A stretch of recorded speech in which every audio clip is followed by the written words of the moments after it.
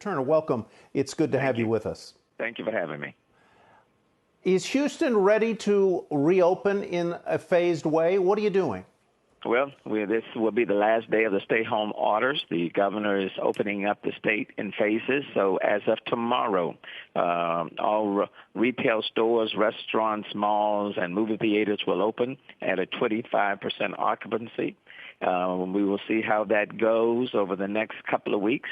And assuming that there's not a resurgence of cases, then there will probably be some additional things that will open mid-May.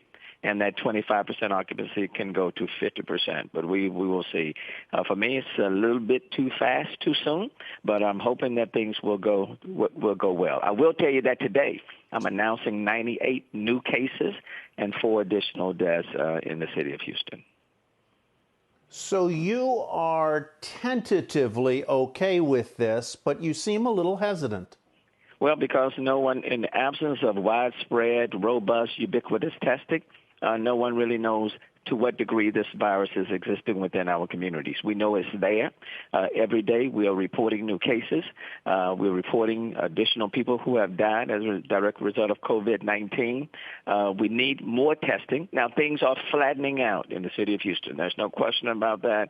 But as long as we're reporting new cases and people who have died because of COVID-19 and we don't have that widespread ubiquitous testing yet, then I think you just have to proceed very cautiously. And so we are trying to balance the healthcare concerns with the economic concerns. Look, I'm hoping things will go well, but I think at the same time we need to test and monitor and trace these things very carefully. What about the schools in your area? Are they closed through the end of the school year? What about summer activities? And then what happens in the fall? Do you think schools will open on schedule in late August? And what about that big thing in Texas, high school and college football? What's going to happen? Look, I wish I had a crystal ball. Let me just say that schools will remain closed through the rest of the academic year, which is good. In terms of city operations, for example, I'm looking at a June 1st date for basic city operations. In terms of school in the fall, is my hope that school can resume in the fall in some modified way, but that's my hope. Same thing for schools, college, and universities. That's the hope. In terms of college football, a lot's going to depend on whether or not some vaccine is found or the cases really dropped at a really low level and we're not reporting additional deaths. That's hard to say. But the social distancing, I think, is going to be a part of our regimen for months to come until there's a vaccine. Mayor Turner, it's Kelly here. 2 quick questions for you. Sure. One is that friends of mine have already had a hard time booking hotels in other states. Is Houston among the places that will either turn away people from the tri-state area or require a quarantine for visitors? Well, for right now, we tell people if you're coming in from other states, we certainly would like for you to quarantine. And I think, depending on where the numbers are, it's kind of hard to say what would happen. When you're starting to open things up, it's kind of hard to say for people who are coming in from outside the state of Texas to quarantine when we're starting to open things up. That's one of the dicey and the risky things about reopening. When you start to reopen and you really don't have eyes clearly on this virus and you don't know to what degree it's prevalent, and when states are opening up across the United States, it just makes it very, very difficult to kind of curtail and suppress this virus. So yeah. I think it's risky business for everyone. I think people recognize that we want the economy to get back going. A lot of people are hurting right now financially. At the same time, this is a new phenomenon. This virus has not left the premises. The virus is still here. It's still in the community. To what degree it's in the community, only the testing will tell. So testing, tracing, isolating, and treating.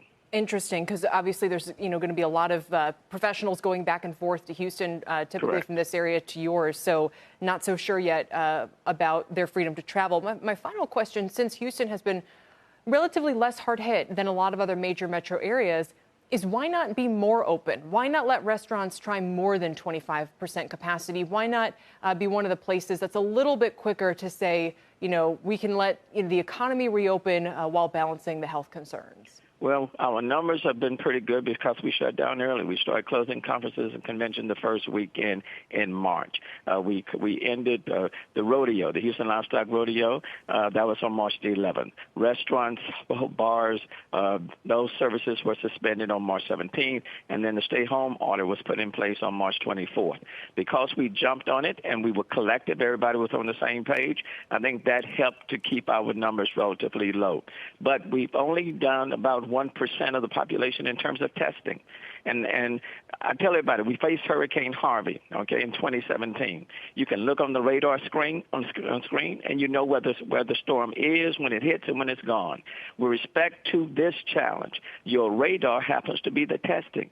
And until your testing becomes more widespread and ubiquitous, you don't know where it is, and you don't know how prevalent and pervasive it is in your community. That's the reason why you have to be very careful, and you have to do it in phases, and you don't want to overdo it, or your numbers will start to spike again.